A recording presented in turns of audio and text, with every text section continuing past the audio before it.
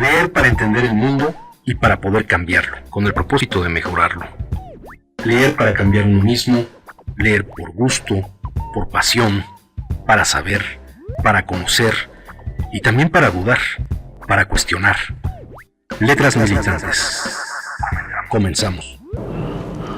Ahora es el momento de que cese la oposición a la anexión de Texas.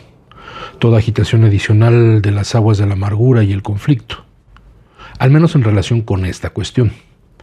Inclusive si tal vez se pueda requerir de nosotros como una condición necesaria para la libertad de nuestras instituciones, que debemos vivir para siempre en un estado de incesante lucha y emoción sobre algún tema de división partidaria u otra razón. Pero en lo que respecta a Texas, suficiente se ha dado ya la discusión. Es hora de que el deber común de patriotismo al país tenga éxito. O si no se ha reconocido este reclamo, al menos es tiempo que por sentido común se acepte como decoro lo inevitable e irrevocable. Texas es ahora nuestra.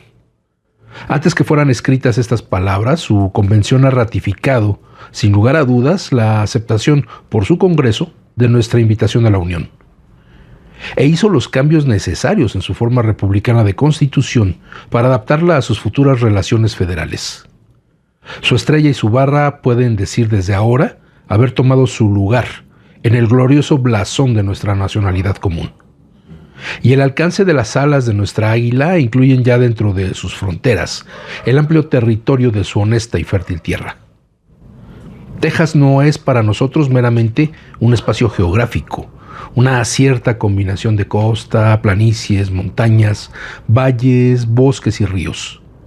Texas ya no es para nosotros simplemente un país en algún mapa. Ella viene con la querida y sagrada designación de nuestro país.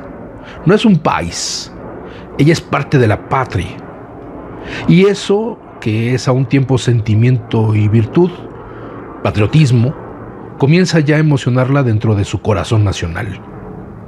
Es tiempo de que dejemos de tratarla como algo ajeno e inclusive adverso. Cesar de denunciar y vilificar todo lo que está conectado con su consentimiento. Cesar de torcer o oponerse a los restantes pasos para su consumación. O donde esos esfuerzos se sientan todavía infructuosos, al menos para amargar la hora de recepción con los más desagradables ceños fruncidos de aversión y palabras de mala recepción. Ha habido suficiente de esto. Si está localizado en el periodo cuando, junto con cualquier otra cuestión de política práctica pueda surgir, desafortunadamente se ha convertido en uno de los principales tópicos de división entre los partidos de propaganda electorera presidencial. Pero este periodo ha pasado y con él sus prejuicios y pasiones, sus desacuerdos y denuncias cesen también. La siguiente sesión del Congreso verá a los representantes del nuevo joven Estado en sus lugares en nuestras dos cámaras, junto a aquellos de los primeros 13 estados. Que la recepción dentro de la familia sea franca, amable, cariñosa, como corresponde a tal ocasión, como debe ser no menos que el respeto a nosotros mismos, el deber patriótico hacia ellos. Mal les acontezca a estos pájaros de mal agüero que se deleitan en llenar su propio nido y molestar el oído con permanente discordia de graznidos amenazantes. Porque si se requiriera otra razón, en favor de elevar ahora esta cuestión de recibir a Texas dentro de la Unión, fuera de la región más baja de nuestras pasadas disputas de partidos hasta su propio nivel de una alta y amplia nacionalidad, seguramente será encontrada abundantemente, en la manera en la que otras naciones han emprendido para inmiscuirse en ello entre nosotros y las partes adecuadas para el caso, en un espíritu de interferencia hostil contra nosotros, con el objeto proclamado de torcer nuestra política y obstaculizar nuestro poder, limitando nuestra grandeza y bloqueando el cumplimiento de nuestro destino manifiesto, de cubrir el continente señalado por la providencia para el libre desarrollo de nuestros millones multiplicados cada año. Esto ha sido hecho por Inglaterra, nuestro antiguo rival y enemigo, y por Francia, extrañamente asociada con ella contra nosotros, bajo la influencia del anglicanismo aguijoneando fuertemente la política de su primer ministro Guizot.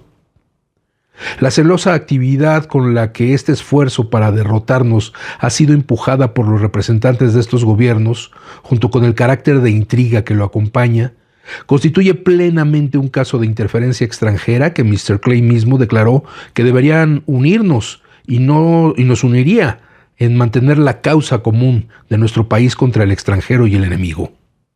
Estamos simplemente sorprendidos de que este efecto no ha sido completa y fuertemente aparecido, y que el arranque de indignación contra esta desautorizada, insolente y hostil interferencia contra nosotros no haya sido más general inclusive entre el partido opuesto a la anexión, y que no ha invadido el espíritu y el orgullo nacionales unánimemente bajo esta política. Estamos bien seguros de que si el mismo Mr. Clay fuera a añadir otra carta a su anterior correspondencia sobre Texas, él debería expresar este sentimiento y llevar a cabo la idea ya fuertemente contenida en una de ellas, en forma tal que provocaría todos los poderes del sonrojo que puedan tener algunos de los miembros de su partido. Buenas tardes, bienvenidas, bienvenidos a esta nueva emisión de Letras Militantes, la primera del año 2026. Y pues he elegido comenzar el año pues dando seguimiento a todos estos sucesos que pues nos ha tocado desafortunadamente ser testigos vivos de esta condición, y que tiene que ver con este amago estadounidense a cargo de Donald Trump de querer pues apoderarse del mundo, ¿no? Dominar todas las economías, dominar todos los territorios que se le den la gana, amenazar países a diestra y siniestra.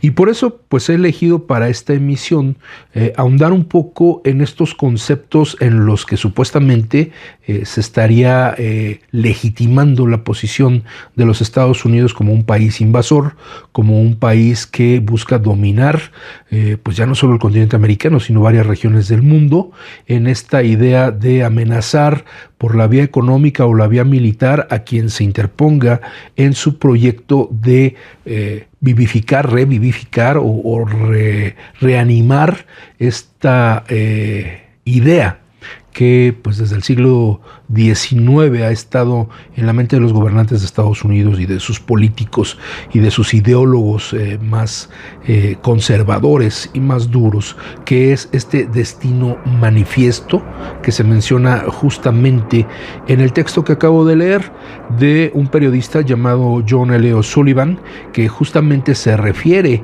a la anexión. El texto justamente se titula Anexión y es una de las referencias más concretas que se hacen del destino manifiesto. Porque bueno, este es un concepto que ha estado presente entre los estadounidenses. Aquí la referencia que tenemos nos dice que ese concepto se puede incluso remontar a la época en que llegaron los primeros colonos y granjeros desde Inglaterra y Escocia, y a lo que más tarde sería Estados Unidos, cuando era una colonia británica, en su mayoría protestantes y puritanos, de los valores más conservadores, y uno de ellos en 1630, John Cotton, fue el que dijo en un momento dado: ninguna nación tiene el derecho de expulsar a otra si no es por un designio especial del cielo, como el que tuvieron los israelitas, a menos que los nativos obraran injustamente con ella. En este caso tendrán derecho a librar legalmente una guerra con ellos y someterlos. Entonces, bueno, esta es una semilla que ha ido germinando, que ha ido creciendo, que han ido cultivando en diferentes épocas pues los políticos estadounidenses. Y bueno, pues esta referencia a un destino manifiesto de que la providencia les ha asignado el papel de ser los que dominen el continente americano, bueno, se está manifestando ya en el año de 1845 con la anexión de Texas, justamente 2 años antes de la intervención que harían en nuestro país y que nos haría perder, con ese convenio firmado por Antonio López de Santana, más de la mitad del territorio nacional. Pero bueno, esto ha sido una cuestión pues presente no solo en la mentalidad estadounidense, y bueno, esto nos va a servir también de referencia para comprender más a fondo qué es lo que mueve a Donald Trump en este momento, porque vamos, esa referencia al destino manifiesto que hace John O'Sullivan pues no es la única, y hay una que es mucho más reciente y que viene incluso señalado, resaltado, gritado prácticamente en el Mein Kampf, en Mi lucha, de Adolfo Hitler, que hablaba de un concepto similar, pero que se manejaba en el caso de Alemania, del espacio vital. Era que estas naciones, así como la necesidad de respirar, había una necesidad de expandirse en el territorio y que esa necesidad tenía que cumplirse a toda costa. Y bueno, esto sirvió incluso para hacerse de la filosofía de Friedrich Nietzsche, que hablaba del superhombre y que hablaba también de este espacio vital, y que bueno, sirvió como legitimación a este discurso de los nazis, del fascismo alemán, previo a la Segunda Guerra Mundial, la década de los 30. Entonces, bueno, estos son los elementos que influyen en el pensamiento del hoy presidente de los Estados Unidos, Donald Trump. Y esta doctrina del destino manifiesto también tiene que ver con ese concepto de América para los americanos. No existe un texto propiamente que hable de ese concepto así tal cual. No hay una frase que diga América para los americanos, de donde surge pues este concepto, que se le va a conocer también como la doctrina Monroe. Esta doctrina Monroe también es importante tener muy claro a qué se refiere. No se trata en origen de justamente expandirse y ocupar territorios. Por el contrario, lo que la doctrina Monroe afirmaba en un primer momento era el que otros países no tenían derecho de ir a ocupar el territorio estadounidense. Monroe, que era el presidente de los Estados Unidos, James Monroe, era presidente de los Estados Unidos en las primeras décadas del siglo XIX, en 1823, pues escribe un documento, un ensayo, en donde pues condena la conspiración que se está dando a nivel internacional para recobrar las colonias del viejo mundo, de los viejos imperios, en este caso el imperio británico, la misma Francia y otros países que decían, bueno, pues hay que recuperar esas zonas que se han perdido con estas guerras de independencia. Y pensémoslo, Estados Unidos se independiza en 1776 y para 1823 pues es un país todavía joven, que no es la potencia mundial que conocemos ahora, no son los líderes en el desarrollo armamentista, no tienen una flota naval lo suficiente, bueno, ni siquiera la tienen como para poder defender sus propias fronteras, que son las que dan al Océano Atlántico, y de donde se piensa que va a venir esta invasión hacia los Estados Unidos. Y lo que dicen con la doctrina Monroe es justamente, es un acto de defensa de su propio territorio, es una advertencia de que no se metan con el territorio de los estadounidenses porque lo van a defender hasta con los dientes, ¿no? Pero es eso, es un discurso de defensa de su propia soberanía, ¿no? De evitar que quienes fueron los colonialistas que ocuparon ese territorio, que lo explotaron, que lo saquearon, que sometieron a la población originaria y que mantuvieron bajo un control sumamente rígido a quienes llegaron a colonizar. Bueno, pues era esta respuesta ya de un país independiente hacia esos países. La doctrina Monroe es una declaración de política exterior que, como decimos, la dicta James Monroe el 2 de diciembre de 1823, en lo que sería su séptimo mensaje anual al Congreso de Estados Unidos. Voy a leer, este texto. Dice: en esencia, afirmaba que las potencias europeas no debían seguir colonizando ni intervenir políticamente en las Américas, y que cualquier intento de hacerlo sería visto como un acto hostil hacia Estados Unidos. Monroe, apoyado intelectualmente por su secretario de Estado John Quincy Adams, también prometía que Estados Unidos no se entrometería en los asuntos internos de Europa, ni en sus colonias ya existentes en el hemisferio. Es decir, si ustedes británicos, franceses, ya tienen colonias en este territorio, bueno, pues nosotros no nos vamos a meter si ustedes no buscan recolonizar nuestro territorio o colonizar otros territorios independientes. De alguna manera era también un discurso que quería hacer alianza con las naciones que iban ganando sus independencias, como el caso de México, ¿no? Que la va a ganar justamente por aquellos años. Aunque al principio era más un gesto simbólico que una amenaza respaldada por fuerza militar, se convirtió con el tiempo en una piedra angular de la diplomacia estadounidense. Como les decía, el término América para los americanos no existe como tal en ningún texto. Es una consigna que se asocia a esta doctrina Monroe, que justamente lo que dice es, bueno, el continente americano es de quienes somos hoy los americanos, ¿no? Y esto refiriéndose a Estados Unidos, México y los diferentes países que se iban independizando y rechazando el que hubiera nuevos intentos de colonización. La frase resume de manera agresivamente simple la idea central: el hemisferio occidental como esfera de influencia exclusiva de Estados Unidos frente a las monarquías europeas. Aunque lleva el nombre de Monroe, el verdadero arquitecto, el detective que vio las pistas que nadie más vio, fue su secretario de Estado John Quincy Adams, que también llegaría a ser presidente de los Estados Unidos. Dice, mientras Monroe dudaba y consideraba aliarse con Gran Bretaña, quienes curiosamente también querían frenar a España, porque bueno, España era el otro imperio caído en desgracia, que buscaba proteger su comercio, reactivar su economía y poder recuperar. En ese momento está peleando todavía colonias en América. México no ha logrado todavía su independencia plena y todavía va a enfrentar dilemas contra España, contra la misma Francia y contra Inglaterra. Y bueno, ahí también entre las propias potencias europeas había esta lucha por ver quién avanzaba más rápido. Y es, bueno, muy sabido la rivalidad fuerte que existía entre Gran Bretaña y España, ¿no? Entonces, bueno, este fue el objeto con el que se creó, se acuñó, se llevó a cabo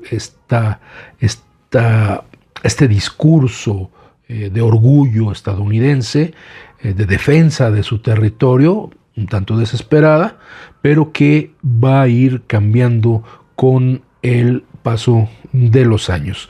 En América Latina, muchos terminaron leyendo América para los americanos como América para los estadounidenses. El propio Bolívar desconfiaba de esta postura de los estadounidenses, mientras que Estados Unidos se sentía el protector de toda la zona, temiendo que le quitaran sus propios territorios. Bueno, ya entre los nuevos gobiernos latinoamericanos había esta sensación de que los Estados Unidos buscarían apropiarse paulatinamente de los territorios, y es un temor que para nada fue infundado, como demostrarían las intervenciones abiertas o veladas por parte de los Estados Unidos en distintos países de nuestro continente. Y bueno, es un artículo que vamos a compartir la ubicación en redes sociales a través de la página de Letras Militantes. Y bueno, es importante tener muy claro cuál es el objeto de origen de esta ideología y cómo se convierte en el motor de la dinámica política de los Estados Unidos ya durante el siglo XIX, pero particularmente en el siglo XX, cuando ya despunta como toda una potencia en el tema financiero, pero también y sobre todo en el tema militar. Es muy necesario que pues hagamos la referencia a los textos que nos hablan propiamente de el papel que está tomando Donald Trump frente a esto que ya acabamos de explicar de la doctrina Monroe. Y para ello voy a utilizar un editorial escrita originalmente por Jim Kayson y David Brooks, que son corresponsales de La Jornada, en un artículo titulado La doctrina Monroe es ahora doctrina Trump, publicado en el pasado mes de octubre del 2025 en La Jornada. El secretario de Guerra, Pete Hegseth, informó este martes que Estados Unidos ha matado a otras 14 personas sospechosas de ser narcotraficantes en el Pacífico y que México está rescatando a una 15ª persona que sobrevivió al ataque.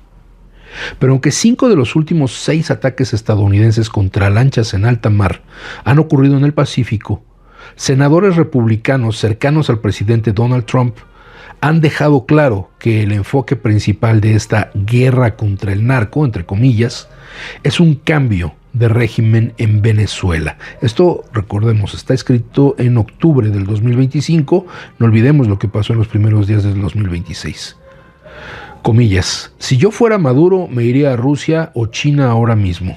Sus días están contados. Algo está por ocurrir, se cierran comillas, advirtió el senador republicano de Florida, Rick Scott, en una entrevista con el programa 60 Minutos de CBS News, transmitido el domingo. Agregó que estaría sorprendido si Estados Unidos invadiera a Venezuela, pero aseguró que, comillas, pienso que algo está por suceder, se cierran comillas. Más aún, indicó que un cambio de régimen en Venezuela, cita, sería el fin de Cuba. Nuevamente se abre la cita. Pienso que el presidente Trump ha tomado la decisión de que Maduro, el líder de Venezuela, es un narcotraficante acusado, que es hora de que se vaya, afirmó el senador republicano Lindsey Graham en otra entrevista por separado el domingo. Nueva cita. La doctrina Monroe se está aplicando de manera robusta por el presidente Trump en esta región. Entonces ya vemos cómo esta acepción de la doctrina Monroe, América para los americanos, porque tienen un destino manifiesto dado por la providencia para que ellos se expandan por todo el continente, bueno, lo está haciendo ahora Donald Trump. Y pues no solamente es recuperar el esquema colonialista, expansionista, imperialista que se dio durante el siglo XIX por parte de Estados Unidos, sino que además lo hace al estilo de esa época, dejando de lado las convenciones internacionales, los acuerdos entre diferentes países, los convenios a nivel internacional que se han firmado para evitar esta especie de bullying de un país que tiene cierta fuerza contra otros países que no tienen la fortaleza militar como para enfrentarlo, ¿no? Porque bueno, ya lo hemos dicho, ya se ha dicho en diferentes espacios, pues sí, Estados Unidos se pone muy bravo en contra de países latinoamericanos, pero guarda las distancias cuando se trata de otras potencias grandes como China o como Rusia, que podrían responderle al mismo nivel o con más fuerza. Y que curiosamente, si damos seguimiento a las noticias, nos vamos a dar cuenta de que la manera como han respondido tanto Rusia como China ha sido mucho más inteligente que el caso de Donald Trump. Pero bueno, ya en la segunda parte del programa vamos a entrar un poquito más en analizar por qué ha sido más inteligente Rusia y China y por qué ha sido más vulgar y más brutal el embate de los estadounidenses en contra de diferentes países. Su colega Scott, el colega de este senador republicano, coincidió al afirmar que Estados Unidos se estará encargando del hemisferio sureño. Esto, repito, en una nota de octubre del 2025, cuando hoy pues ya tenemos incluso las declaraciones de Trump, en donde dice: yo soy el presidente interino de Venezuela, y Marco Rubio, que es el secretario de Estado, pues va a ser el presidente de Cuba. O sea, ya lo declaran abiertamente como unos auténticos bandoleros. Empiezan en este momento, en octubre del 2025, bueno, pues era estar acosando a estas embarcaciones, destruyéndolas, asesinando gente en estas embarcaciones con la acusación de narcotráfico y sin plenas pruebas de ello, pero además en un plan de aniquilación, o sea, no de detener o de capturar prisioneros para demostrar que se está combatiendo el narcotráfico, sino aniquilarlos, matarlos. Y dicho por el propio presidente, ¿no? O sea, los vamos a matar. Y dicho, avalado por los propios legisladores republicanos de los Estados Unidos, quienes parece que regresan al siglo XIX y se sienten auténticos cowboys y pistola en mano, creen que es la ley del oeste y el que logre disparar más rápido es el que se queda con todo. Trump, quien durante su primer periodo llamó explícitamente por resucitar la doctrina Monroe, se dio crédito por el triunfo electoral de las fuerzas de Javier Milei en Argentina, afirmando que él tuvo mucha ayuda de nosotros, decía Trump, y colocó ese apoyo dentro de un contexto que incluye las acciones militares estadounidenses cerca de Venezuela y Colombia, comentando que estamos logrando obtener un firme manejo sobre América del Sur. ¿Por qué siente necesario no solo Trump, sino los gobernantes desde los poderes político, militar y económico de Estados Unidos? ¿Por qué creen que deben actuar de esa manera? Bueno, pues porque justamente en estas primeras décadas del siglo XXI, los países del cono sur, del sur del continente, han estado con altas y bajas, tomando posiciones mucho más progresistas hacia sus poblaciones, rompiendo a veces, no totalmente, con este sometimiento a las políticas de los Estados Unidos. Colombia, que solía ser un país extremadamente dócil y puesto a la disposición de los Estados Unidos, a partir de la presidencia de Petro, pues lógicamente cambia su posición y se vuelve más beligerante, y ha sido uno de los presidentes que han respondido con mayor beligerancia a estas posiciones de guerra de los Estados Unidos. El caso de Argentina, al contrario, después de una cadena de gobiernos progresistas, más de centro, pero bueno, con cierta orientación hacia la izquierda, finalmente fueron sometidos, derrotados por el hartazgo de una población que pues nada más ve estos cambios de manera efímera en la forma, pero no en el fondo. No se logra romper con el modo de producción capitalista, con la explotación y con la situación económica que les aqueja, y que entonces, bueno, pues ellos lo que buscan es un gobierno, si éste les promete que va a haber mejoras, que se van a ganar mejores salarios, que va a haber empleo para todos, que va a haber salud, etcétera, aunque no lo cumpla, bueno, pues le dan el voto, como fue el caso de Javier Milei, un peón, uno de los más ridículos peones que se han visto en la historia de los gobiernos latinoamericanos hacia los Estados Unidos, mucho más que su antecesor Menem, mucho más que pues los presidentes peruanos como Fujimori, mucho más que incluso presidentes completamente doblegados y sumisos a la política estadounidense, como en México pasó con el priismo, y particularmente en el caso del panismo con Vicente Fox y Felipe Calderón. Milei es una verdadera vergüenza para todo el continente americano, para esta unidad latinoamericana que se ha buscado a través de las décadas, y que simplemente demuestra que es un títere más del gobierno estadounidense. Cuando el mandatario estadounidense fue preguntado por un reportero la semana pasada si pensaba que necesitaba autorización del Congreso para sus operaciones bélicas en América Latina, respondió que no. Y, citan las palabras de Trump, pienso que solo vamos a matar a gente que lleva drogas a nuestro país, ¿ok? Los vamos a matar. Quedarán así, muertos. O sea, es escalofriante el nivel de cinismo, de falta de empatía, el nivel de absurdo que tiene la mentalidad de este señor Donald Trump.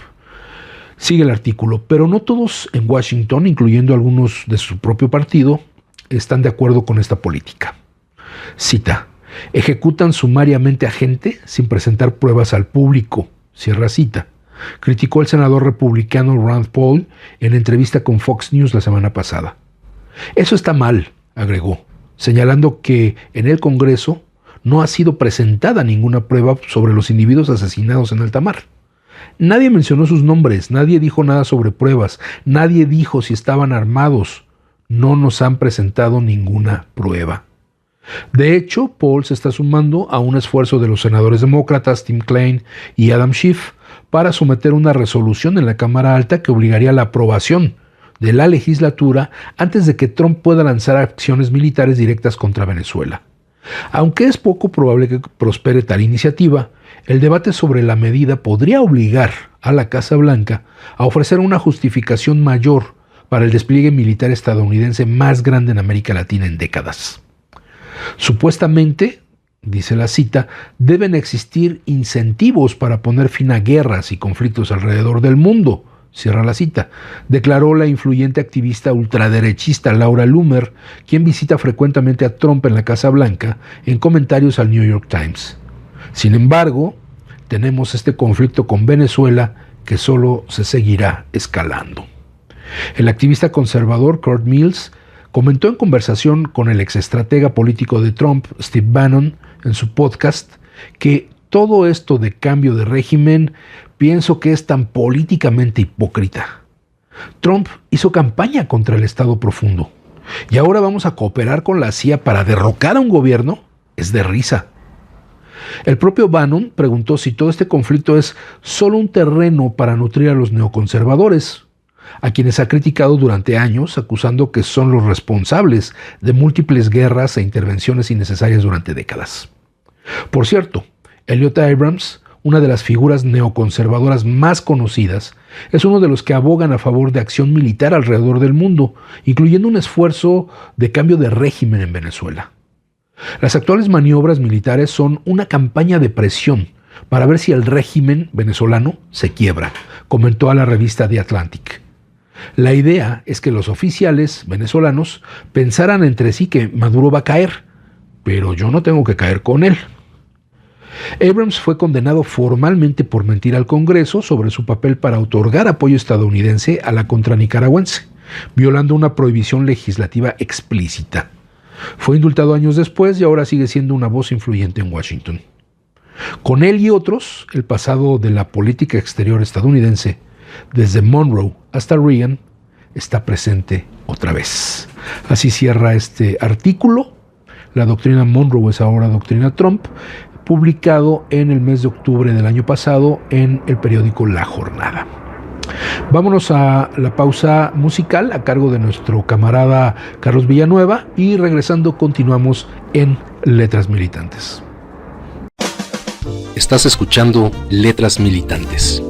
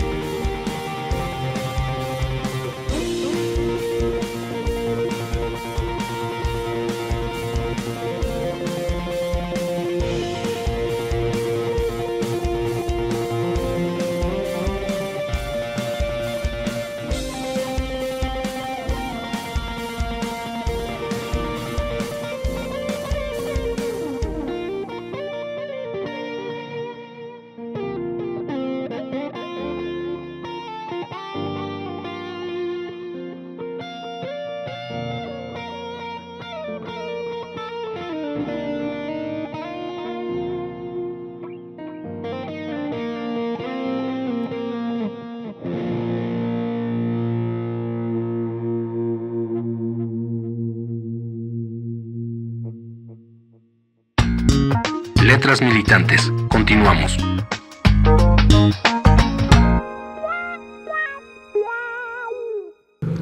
Estamos de vuelta en Letras Militantes, que bueno, en esta ocasión estamos dándole pues cobertura al tema pues que nadie puede evadir, que es este peligro global en el que nos está poniendo el gobierno de los Estados Unidos, encabezado por Donald Trump. Donald Trump es un personaje del que ya hemos hablado aquí en Letras Militantes. En más de una ocasión hemos pues tomado el tema de la posverdad, que es el discurso que ha impulsado Donald Trump desde su primer mandato, en donde pues se le hace caso omiso a los hechos, a las cuestiones científicamente comprobadas, y a lo que se le da entrada es a los sentimientos, al discurso más emocional, al que dice, pues esto es lo que yo digo, y si no están de acuerdo, pues entonces eso es problema de ustedes, porque yo estoy bien en lo que digo. Ya hablamos en su momento de la posverdad y de esta tendencia de Donald Trump a utilizar la mentira, a utilizar las verdades a medias, a utilizar la exageración, a apelar a los sentimientos y a los valores más conservadores de una buena franja de su población. Porque bueno, si bien el sistema electoral de los Estados Unidos es un tanto complejo y abstracto y alejado de la propia población, es decir, no es como en México que uno acude a una casilla a depositar su voto, sino que tiene que ver con los grados de representación de los partidos políticos en los estados, y que solo son dos partidos los que tienen el derecho a participar en la votación. Bueno, son los que generalmente manejan toda la votación, y que ha habido pues señales muy específicas de fraude en los Estados Unidos, particularmente en los gobiernos de Bush, del hijo de George Bush Jr. Bueno, hay que tener en cuenta que una franja muy amplia de la población estadounidense votó o apoyó esta campaña por un segundo mandato de Donald Trump. Básicamente porque pues el presidente del Partido Demócrata, el presidente por parte del Partido Demócrata, Joe Biden, demostró pues una total ineptitud, incapacidad, su propia situación de salud a su edad tan avanzada pues le impidió desarrollar un papel eficiente como presidente de los Estados Unidos. Y esto, bueno, le abrió la puerta, además de que ha sido completamente ineficiente cualquier gobierno de los Estados Unidos para solucionar muchas de las crisis que han tenido. Bueno, pues esto los lleva a tomar una actitud más conservadora, y pues por eso llega Donald Trump nuevamente a la presidencia de los Estados Unidos. No olvidemos aquella toma del Capitolio por parte de la gente incondicional de Trump, de su sector de la población incondicional, que bueno, pues demostró que sí tenía digamos el valor de tomar el Capitolio, aunque ya una vez que lo tomaron pues no sabían para qué lo tomaron, ¿no? Eso es lo que está pasando mucho en Estados Unidos. Hay posiciones que de repente nos parecen completamente contradictorias, absurdas, como es posible que un amplio espectro de la población latina, inmigrante, incluso afroamericana, haya apoyado a Donald Trump para llegar a la presidencia. Incluso hoy, antes de incluso los hechos trágicos de Minneapolis, en donde es asesinada una ciudadana estadounidense a manos de estos servicios de aduanas e inmigración, el ICE, pues es ejecutada con 3 disparos en la cabeza. Bueno, pues antes de esto, los propios migrantes que ya tenían generaciones de ser pues nacidos en los Estados Unidos y bueno, que eran de ascendencia migrante, particularmente mexicana, pues hasta ellos hablaban pestes de los migrantes mexicanos y centroamericanos y sudamericanos y de cualquier otra región, ¿no? O sea, decían, no vengan a nuestro país, cuando ellos, sus abuelos, sus bisabuelos o sus padres, pues fueron también inmigrantes. Entonces, esto pues tiene que ver con esa falta de oportunidades, pero también tiene que ver con esta manera brutal como la cultura penetra en la mentalidad de la gente y les logra inculcar estos valores completamente conservadores, completamente irracionales en muchos casos, que hablan de esta superioridad de razas, que hablan de América para los americanos, de este derecho divino que tienen por encima de los demás países. Entonces es interesante que pues Donald Trump es hoy la representación más acabada de una política estadounidense que en otras épocas era muy similar, pero pues era maquillada, algunas de sus operaciones eran clandestinas. Es como un meme que publicaron hace poco, o lo vi hace poco posteado en Facebook, en donde está un señor ya mayor, es un hombre pues ya entrado en años, que está sentado en la banca de un parque y está hablando con un niño pequeño y le dice: yo recuerdo cuando en mis tiempos, para apropiarnos de los territorios de otros países, utilizábamos operaciones encubiertas de la CIA. Ahora ya no necesitan ser encubiertas porque ellos simplemente dicen: nuestra misión es apropiarnos de todo, porque hemos sido un país, y en eso se sustenta esta mentalidad del Make America Great Again, el MAGA, hacer América de nuevo grande, que es el eslogan de campaña y el eslogan del gobierno de Donald Trump, que está impreso o bordado en sus gorras rojas, el MAGA, que lo que dice es: tenemos este derecho de tomar lo que se nos dé la gana. Y por eso pues lo dicen con todo el cinismo del mundo, que pues van a matar a los que consideren ellos que son narcotraficantes, como en el caso de estas lanchas de Venezuela, donde asesinaron a mansalva a personas que no sabemos si efectivamente eran narcotraficantes, y que si lo eran, pues no se les puede ejecutar de esa manera. O sea, no estamos en una guerra abierta, o no estábamos en una guerra abierta, y la manera como fueron ejecutadas estas personas, pues es por completo inhumano. Y luego vimos cómo fuerzas estadounidenses militares secuestraban barcos, o sea, como piratas, como corsarios. Y ahora, vemos que se da esta invasión, secuestran al presidente electo por el pueblo venezolano, aunque a muchos les pese y digan que hubo fraude y lo que ustedes quieran, pero era el presidente constitucional de una nación soberana, de Venezuela. Y de repente, solo porque se les dio la gana y le endilgaron los cargos de narcotráfico, por eso entran a este país, asesinan a un grupo de militares, los secuestran, se lo llevan a su país. Y bueno, ¿dónde están los convenios internacionales? ¿Dónde está la diplomacia?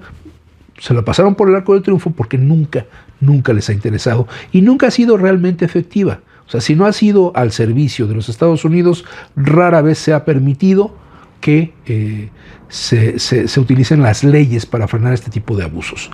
Cuando lo hace Rusia invadiendo Ucrania, cuando lo hace Israel masacrando a los palestinos, matando niños con bombas, con misiles, ejecutándolos con armas de fuego a gente desarmada, a niños, a mujeres, a ancianos, y se exige la aplicación de los convenios internacionales para que se respeten las vidas y la soberanía de un país, pues Estados Unidos no hace nada. Lógico es que ahora que Estados Unidos está haciendo, pues no le importe pasar por encima de todas estas legislaciones internacionales. Aquí hay otro artículo del New York Times que se titula La doctrina Monroe, el intento de Trump de controlar el hemisferio occidental. Vamos a darle lectura. Lo escribe Jack Nicas, que es corresponsal para América Latina desde el 2021 del New York Times. Dice: el presidente Donald Trump comenzó el año con promesas de apoderarse del Canal de Panamá, tomar el control de Groenlandia y renombrar al Golfo de México como Golfo de América. Lo está terminando con bombardeos a barcos de Sudamérica, desplegando el portaaviones más grande del mundo en el Caribe y explorando opciones militares contra el líder autocrático de Venezuela. Bueno, ya sabemos que esto se publicó en noviembre del año pasado. Hago esta referencia a artículos que son de meses anteriores para que veamos que tampoco es que nos tome por sorpresa.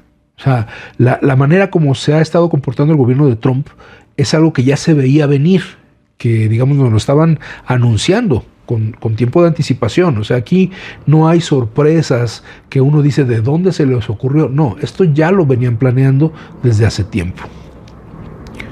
En un giro radical respecto a décadas de política exterior estadounidense, el hemisferio occidental se ha convertido en el principal escenario de operaciones de Estados Unidos en el extranjero. Además de amenazas y acciones militares, este año la Casa Blanca ha implementado aranceles punitivos, sanciones severas, campañas de presión y rescates económicos en toda América.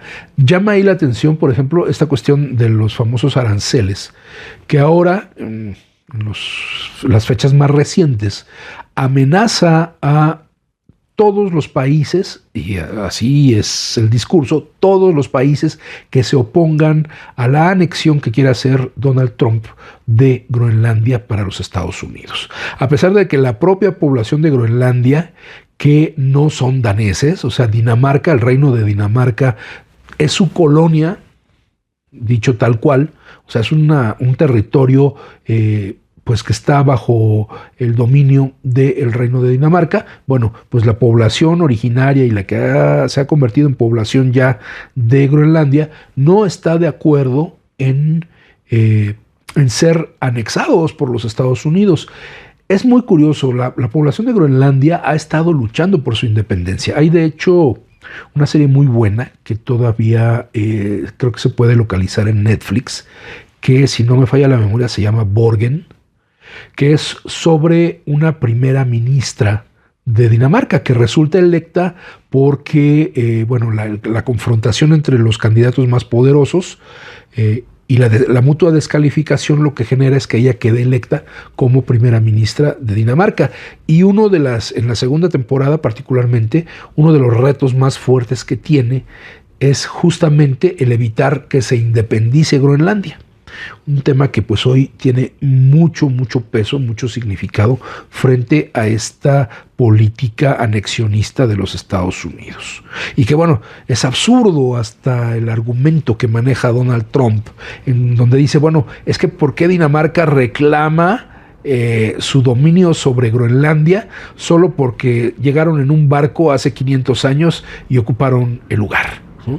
Y hace poco un político británico dijo exactamente lo mismo haciendo referencia a Estados Unidos, ¿no? Bueno, pues que nos devuelvan ese territorio, ¿no? Pues ese territorio era nuestro y nada más se independizaron y ya crearon otra cosa, pero el territorio originalmente era de nosotros, el Imperio Británico. Y entonces se entra en una lucha de declaraciones, lógico, algunas son con humor o se busca que sea con humor, pero que nos habla de un absurdo en el que vivimos la política global en el momento actual. Estados Unidos ha intentado durante mucho tiempo inclinar la balanza en torno a América Latina, donde ha apoyado golpes militares, llevado a cabo operaciones encubiertas y ha invadido Panamá. Esta política exterior estadounidense estuvo a menudo vinculada a la ideología. Durante la Guerra Fría se trató de defender el capitalismo, aunque ello supusiera respaldar a dictadores e incluso financiar golpes de Estado. Pasó en Guatemala, pasó en Argentina, pasó en Chile y ha pasado también en otros continentes. En las últimas décadas, a medida que la atención se desviaba hacia las guerras y la competencia en el otro hemisferio, el foco fue la democracia y el libre comercio en América Latina. El enfoque de Trump parece puramente pragmático. ¿Qué gana Estados Unidos? Un mayor control del hemisferio y en particular de América Latina promete grandes beneficios. Están en juego amplios recursos naturales, posiciones estratégicas de seguridad y mercados lucrativos. Respaldado por un equipo de halcones con una larga trayectoria en América Latina, entre los que se destaca el secretario de Estado Marco Rubio, Trump está revisando la política estadounidense en la región para intentar extraer esos. Es importante señalar que estos halcones a los que hace referencia el artículo del New York Times y señala principalmente a Marco Rubio, son los que explican en buena medida cómo está impulsada esta política de los Estados Unidos. Este es Marco Rubio, un político del partido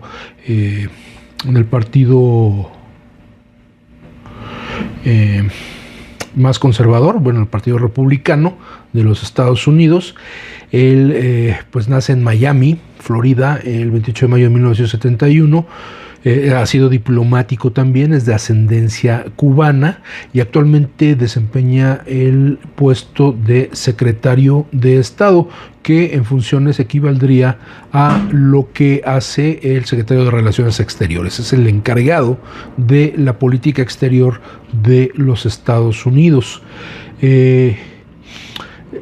Secretario de Estado, consejero de Seguridad Nacional y administrador del USAID, que es la manera como supuestamente se otorga ayuda a otros países. Y bueno, él es el responsable de esta política internacional. Pensar que Donald Trump es quien tiene este gran cerebro que le permite pensar en todo este tipo de disposiciones, de estrategias y de planes, de logística, etcétera, para desarrollar la política exterior e interior de los Estados Unidos, sería francamente absurdo. Justamente hacia lo exterior mucho tiene que ver Marco Rubio, y particularmente en lo que tiene que ver con el continente americano. Él, lógicamente, pues es hijo de migrantes cubanos que huyeron de Cuba antes de la revolución castrista. Lógicamente fue en un periodo en donde el dictador Batista ya tenía serios problemas, había pues movimientos guerrilleros dentro de la isla que causaban inestabilidad a la propia economía cubana, y bueno, es en ese momento de inestabilidad cuando la familia de Marco Rubio emigra de Cuba. O sea, no lo sacó el gobierno de Fidel Castro. El gobierno de Fidel Castro todavía llegaría muchos años después. Sin embargo, como muchos de estos migrantes cubanos, si no es que la totalidad de estos que viven en Miami, pues tienen un odio en contra del régimen socialista de Cuba, y pues lógicamente están buscando a como de lugar lograr lo que no se ha podido desde la década de los 60, que ningún presidente estadounidense ha logrado, que es pues echar a esta forma de Estado que gobierna la isla de Cuba. Y bueno, pues es el ideólogo detrás de Donald Trump. Otro de los cerebros que son francamente a quienes deberíamos tenerle miedo, este es uno de ellos, es el vicepresidente de los Estados Unidos, J.D. Vance, que su nombre verdadero es James Donald Bowman, y se hace llamar James David Vance, nacido en 1984, es un político ultraconservador. Y bueno, pues es el vicepresidente, es el que está al lado de el propio Donald Trump. Estos son los personajes que, bueno, pues él, este personaje en particular, Vance, él estuvo en el cuerpo de Marines de los Estados Unidos, aunque bueno, no combatió, sino que fue reportero militar de 2003 a 2007. Finalmente, pues traen toda esta formación de creer que son guerreros y que están hechos para pelear y tomar los territorios. Y bueno, en el caso del vicepresidente, pues también tiene mucho que ver con la política interior y con la manera como se ha dado este despliegue de tropas en contra de sus propios conciudadanos. Y todo lo que está generando alrededor. Está generando pues todos los síntomas de lo que pudiera ser, si no se controla a tiempo, una guerra civil en los Estados Unidos. Pues hay estados que no están dispuestos a aceptar que se les dé los amplios poderes con los que está gozando esta agencia ICE, que es para la migración y que debería estar en las fronteras, y que ahora la han dispuesto por todo el territorio estadounidense para perseguir a migrantes indocumentados, que no ilegales, porque recordemos, no hay migrantes ilegales, la ilegalidad no existe, menos en tierra robada, como dice un meme que podemos ver con mucha frecuencia en redes sociales. Y el tercero, el yo diría el más diabólico de todos ellos, es este personaje que se llama Stephen Miller. Stephen Miller es el asesor político, no tiene propiamente un cargo, es consejero de seguridad nacional de Trump, pero es justamente el que ha sido el más creativo en todas estas actividades del gobierno de Donald Trump, de apropiarse de los territorios, de desplegar fuerzas militares en su propio país o paramilitares. Eso también vale la pena señalarlo, que estos personajes de ICE funcionan más como una fuerza paramilitar, porque además utilizan uniformes que no son los reglamentarios. Utilizan pues todo este despliegue de chalecos pues para poder ponerse los radios, las pistolas, los cartuchos, etcétera, y que quedan equipados como si fueran pues prácticamente militares sin ser propiamente militares. Es el subdirector del gabinete de políticas de la Casa Blanca. Es el que le dice a Donald Trump cómo hay que hacer las cosas. Y queda muy claro que estos personajes son realmente quienes manejan esas iniciativas de guerra de los Estados Unidos, porque ahora tienen a alguien que pueden poner al frente y que es lo suficientemente estúpido y loco como para poder decir todas las estupideces que dice, hacer o encabezar o firmar la autorización de muchas de estas actividades que están caracterizando al gobierno de los Estados Unidos. Donald Trump es un loco, sí. Es bastante estúpido, sí. Pero eso ya lo sabíamos. Y como referencia hay pues toda una serie de documentales que pueden consultarse en redes sociales, no en redes sociales también, sino en plataformas como en Netflix, en Prime Video, o pueden verse en YouTube sin costo, y que tienen que ver justamente con de dónde surge Donald Trump, quién es Donald Trump. Incluso hay una película ya de ficción extraordinariamente actuada por Sebastian Stan, quien hace el papel de Donald Trump y que recrea la relación que tuvo con el que fue su mentor, que fue un abogado ultraconservador, que participó incluso en este periodo del macartismo.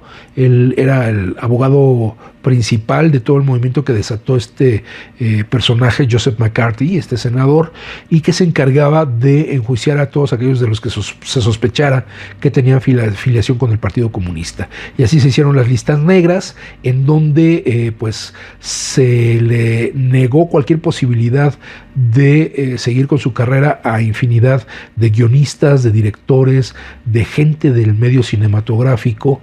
Incluso obligó a muchos a traicionar, a delatar a gente que sabían que pudieran tener filiación con movimientos políticos encaminados al comunismo en los Estados Unidos. Y este abogado además se convirtió en uno de los más rudos perseguidores de homosexuales en los Estados Unidos, lo que resulta paradójico, ya que él mismo era homosexual, como se ve en esta película que se llama El Aprendiz.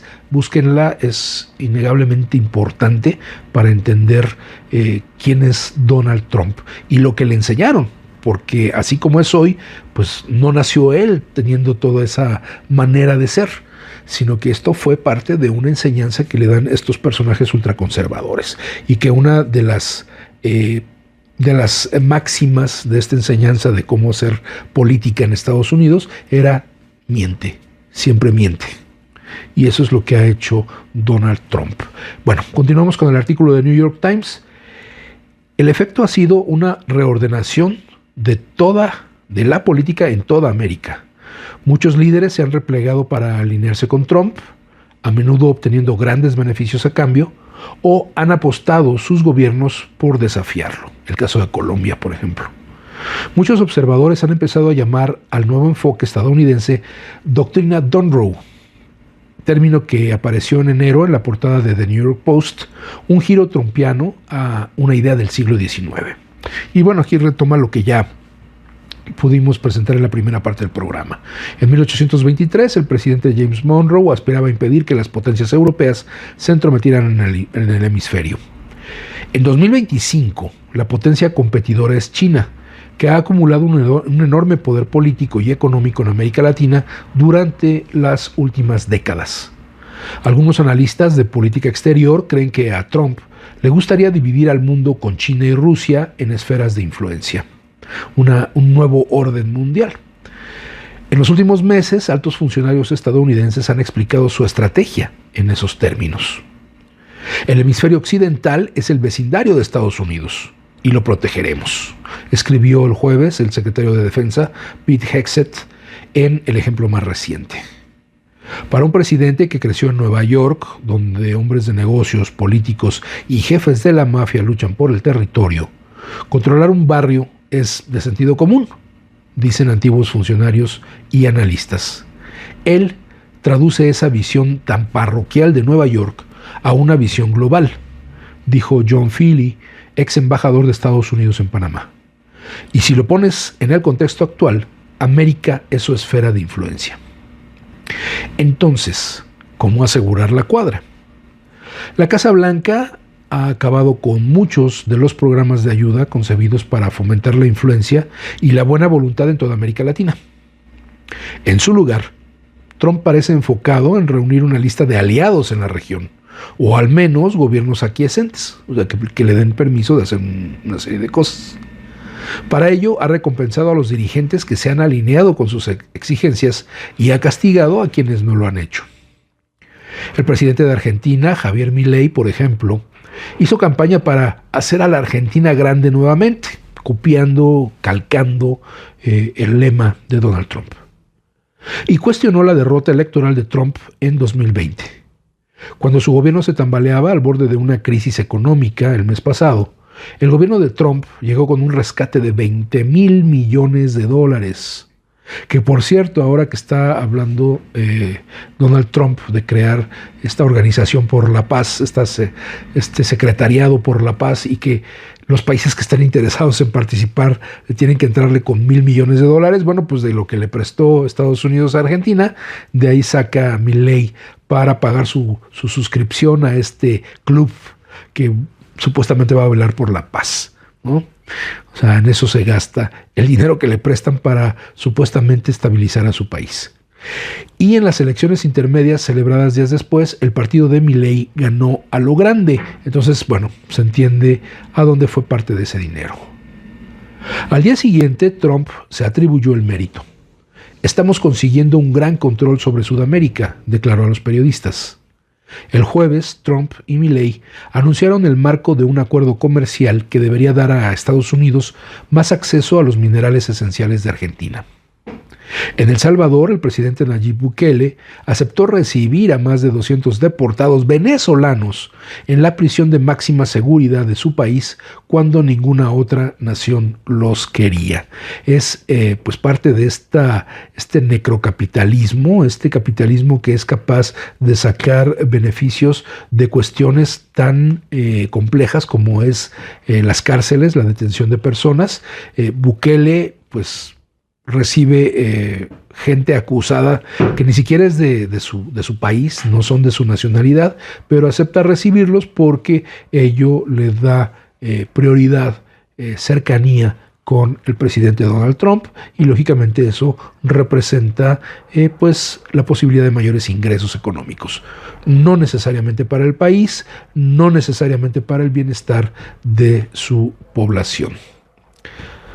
Trump no tardó en elogiar a Bukele ante las cámaras en el despacho Oval, y en un impulso decisivo para la industria turística de El Salvador, el Departamento de Estado retiró su advertencia de viaje al país. Que bueno, sabemos que cuando a los Estados Unidos no les conviene que haya turismo estadounidense que tiene los recursos para viajar, vaya a algunos países, emite estas advertencias. Y en El Salvador, bueno, pues supuestamente esta nueva política encabezada por Bukele ha abatido la violencia y el crimen en El Salvador, a costa, lógicamente, de ser un régimen represor.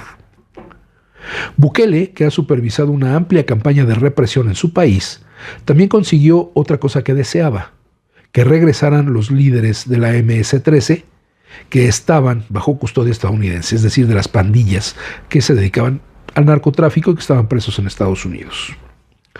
Funcionarios estadounidenses habían encontrado anteriormente pruebas de negociaciones secretas entre el gobierno de Bukele y los líderes de la banda. Él ha negado tener algún pacto con ellos. Para muchos, seguirle el juego a Trump ha sido una estrategia ganadora.